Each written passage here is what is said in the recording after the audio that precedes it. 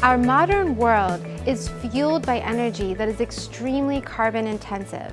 Over 80% of the global demand for energy relies on fossil fuel resources, which creates carbon emissions, which leads to climate impacts.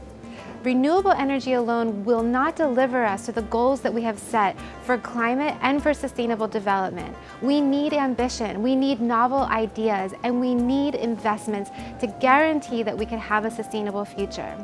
Intense research and development in the Gulf region has looked directly into the problem, carbon emissions, and identified potential opportunities.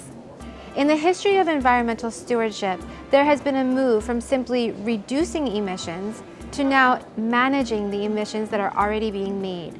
Innovators in Saudi Arabia have posed the question, what can we do with the emissions that have been created? So right now, most of the emissions are being released to the atmosphere. So if you find a way to capture those emissions and then make use of them to produce a variety of products, like chemicals, like fuels, like concrete materials, and at the same time also store them underground permanently, then I believe we'll have a solution to address the climate challenge. The best example of making value from CO2 is what Saudi Aramco did in the 70s through the establishment of the master gas system. So we were able at that time to capture associated gases that were waste at that time and then convert them into a valuable product. That initiative by itself today has avoided around 5 gigaton of CO2, which is at the scale of today's transportation emissions globally. I think this is massive.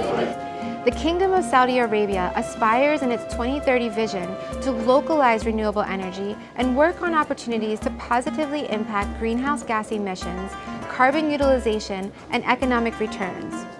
First of all, energy is one of the most important issues, the most important challenges that we are facing in the 21st century. And hydrogen is likely to play a role as a clean energy carrier.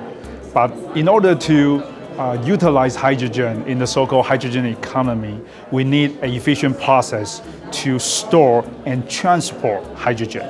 By using our process, we convert hydrogen and CO2 into liquid, and that is easier and safe for transportation. It can be utilized in, of course, electric vehicles, as well as remote power supply system. I think we need to work hard because we care about our future generations. We can continue burning fossil fuels for the next 50, 100 years maybe. But what happened after that?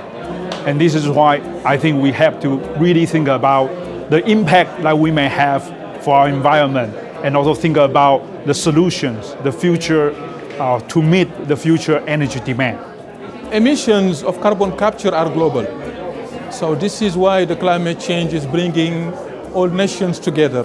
Because if you emit 1 ton of CO2 in China, it will have an impact on the global warming in any other places in the world. So this is why all the effort that we do in Saudi Arabia are also addressing the global emission challenges.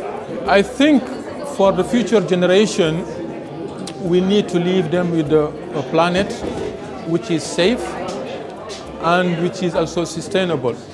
So we have to make sure that people have access to energy while also making sure that we don't increase the emissions into the atmosphere. We are here at COP24 hoping to find a sustainable path forward, a way to reconcile the incredible pressures and challenges with the opportunities and solutions.